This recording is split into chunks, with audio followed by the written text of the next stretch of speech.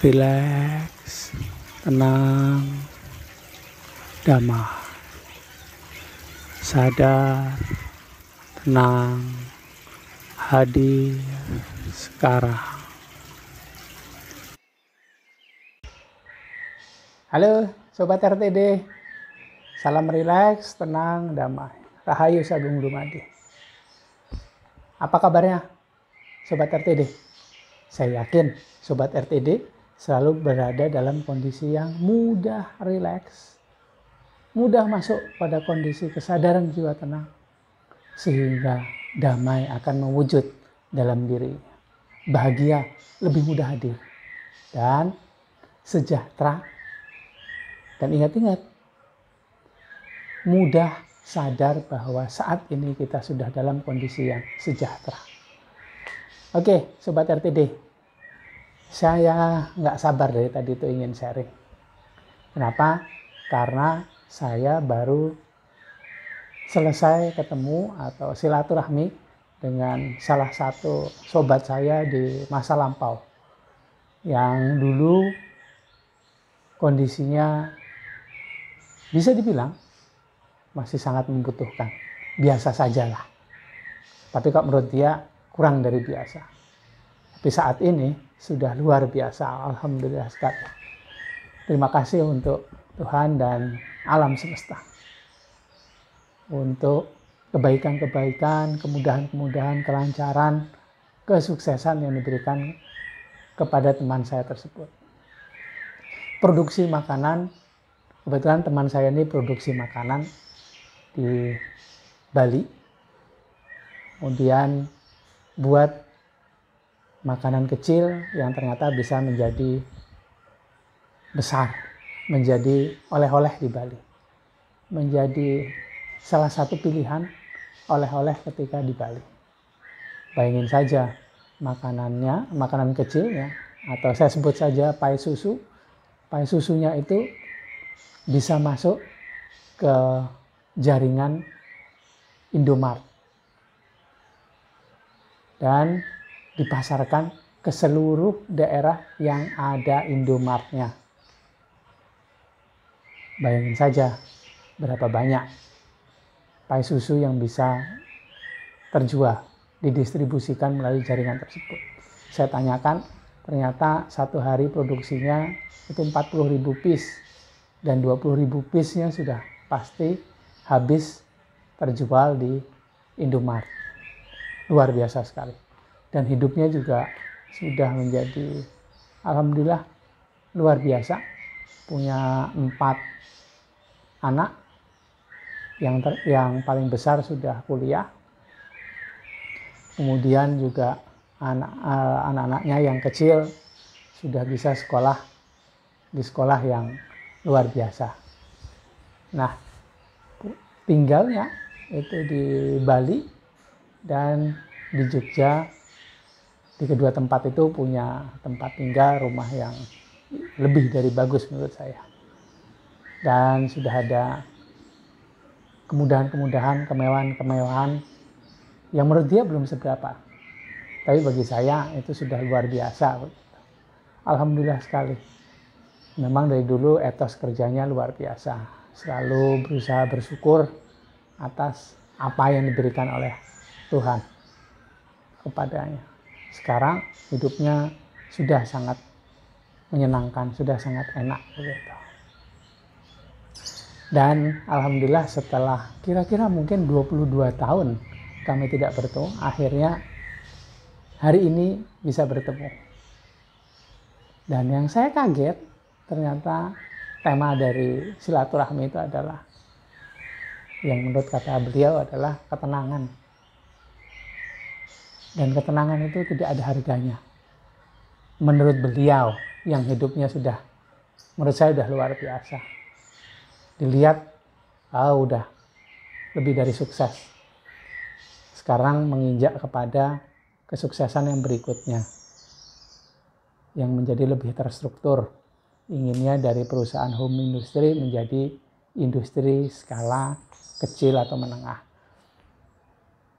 Nah, tapi menurut dia itu tadi, saya kaget sekali. Orang seperti beliau ini bilang bahwa ketenangan itu nggak ada harganya, nggak bisa dibeli dengan uang. Dan banyak sekali rekan-rekan beliau yang sama kelasnya lah, orang-orang sukses yang berusaha membeli ketenangan. Dan ternyata itu tidak ada harganya, bukan mahal, tapi menurut beliau tidak ada harganya. Karena uang tidak bisa membeli. Wah, itu luar biasa sekali. Saya jadi ingin sharing kepada sobat-sobat RTD. Mungkin kalau dari kacamata logika, kacamata orang awam, melihat beliau tentunya hidupnya sudah sangat enak. Ketenangan akan jadi lebih mudah didapatkan. Atau mudah didapatkan. Karena sudah punya hal-hal yang luar biasa. Keluarga, alhamdulillah, luar biasa. Aset, rumah, tanah, kendaraan, bagus-bagus semua. Lebih dari cukup. Usaha berjalan. Sedang dibuat menjadi berjalan dengan sendirinya. Menjadi autopilot. Oh, pantas saja dia bisa sukses. Pantas saja dia mudah tenang. Udah punya semuanya. Itu menurut kacamata logika. Dan ketika itu dia sudah punya semuanya, dia bisa bilang ketenangan itu tidak ada harganya. Dia kesana kesini mencari ketenangan, liburan kesana kesini, ya masih ribet aja ngurus kerjaan. Ribet aja harus mengurus ini, itu, gitu. Dan sepertinya ketenangan itu jadi hal yang sulit. Karena itu sekarang beliau ini berusaha membuat usahanya ini bisa berjalan autopilot. Sehingga bisa lebih tenang hidupnya. Tidak diganggu ini dan itu. Nah, bagaimana dengan kita? Yang orang-orang biasa ini. Lebih dari biasa. Bukan siapa-siapa. Usaha ya begitu-gitu aja. Tidak punya usaha yang sukses. Yang berjalan lancar. Atau bahkan autopilot. Berjalan sendiri. Menghasilkan keuntungan yang bisa kita nikmati. Keluarga ya masih begitu-gitu saja. Ibaratnya makan hari ini, alhamdulillah. Besok, alhamdulillah. Tapi bagaimana dengan lusa? Logika kita harus bekerja keras, berpikir. Bagaimana dengan kita yang belum punya apa-apa? Bagaimana mau hidup tenang? Bagaimana mau hidup enak? Dia punya apa-apa. Lebih mudah menjalankan hidup dengan standar yang lebih dari orang biasa. Nah, kita ini bagaimana? Ketika saya sharing dengan sahabat saya itu, salah satu temanya adalah itu tadi, bahwa ketenangan itu tidak ada harganya. Lebih dari mahal, katanya. Tidak bisa digapai dengan seluruh uang yang dimiliki. Benar sekali. Dan kita juga sering lupa bahwa sebetulnya tenang itu bukan akhir. Bukan ketika kita sudah punya apa-apa. Bayangkan saja, perjalanan kita mencari kesuksesan, mencari keberhasilan, itu memakan waktu yang luar biasa, menghabiskan waktu yang luar biasa. Fisik kita pun harus bekerja dengan lebih keras, ibaratnya dalam masa perjuangan. Bayangkan saja, begitu kita dapatkan hal yang kita inginkan, waktu yang terbuang sudah sangat banyak. Fisik kita sudah bekerja sangat keras. Dalam kondisi apakah kita menggapai kesuksesan? Jangan-jangan keluarga sudah nggak terurus. Jangan-jangan fisik kita juga nggak terurus. Makan waktu yang sangat lama ternyata. Begitu berhasil, tiba-tiba Tuhan memanggil kita untuk berpulang. Apakah seperti itu? Menurut saya tidak. Karena sebetulnya ketenangan itu adalah awal. Itu hal yang kita pelajari dan harus kita dapatkan di titik awal, bukan di titik akhir.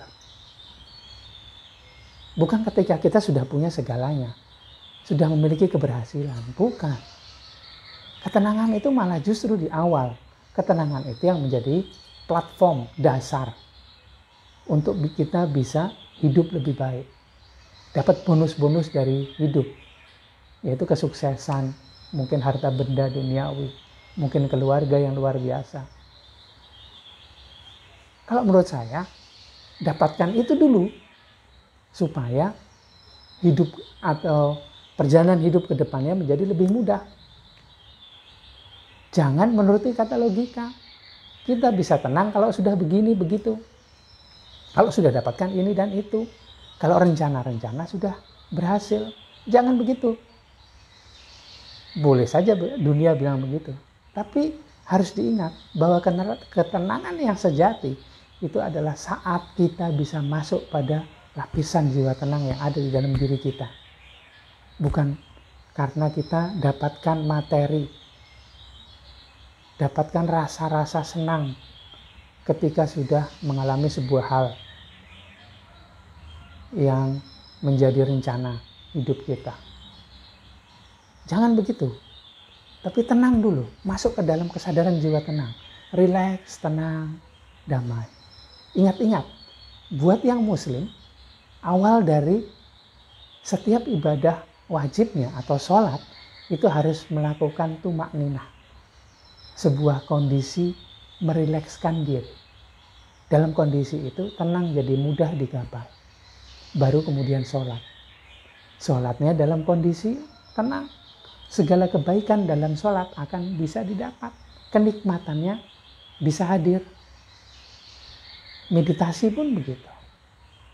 Santai dulu, rileks dulu, tenang dulu. Masuk pada kesadaran jiwa tenang dahulu. Baru kemudian lanjutkan meditasi. Tentunya akan jadi sangat menyenangkan. Pengamatan kita akan pikiran akan menjadi lebih mudah. Mengamati lapisan-lapisan jiwa juga jadi lebih mudah. Menjadi netral akan menjadi lebih mudah. Tidak ikut perasaan senang, tidak ikut perasaan susah. Berdiri di tengah. Bahkan bonusnya kalau menurut saya, ada navigator yang hadir, ada kesadaran Tuhan yang akan bisa kita sadari bahwa dia ada di sana selalu. Inilah yang akan menyebabkan munculnya rasa damai. Karena ada navigator. Ada Tuhan yang hadir. Di situ kita menjadi bahagia. Ini yang akan kita pancarkan ke sekeliling kita. Buat yang tidak peduli dengan kehadiran Tuhan yang ada dalam diri, ya tidak apa-apa. Akan bisa mengamati tapi kan, dalam kondisi tenang, lebih mudah santai. Lebih mudah menyaksikan dalam kondisi yang netral. Apapun yang hadir, lebih mudah tidak terjebak kepada pikiran. Dualitas pikiran akan lebih mudah dilampaui. Apalagi dualitas dari jiwa. Ada diri palsu dan diri sejati. Lapisan jiwa ego, amarah, keinginan itu diri palsu. Lapisan jiwa suci, murni, bijak itu diri sejati.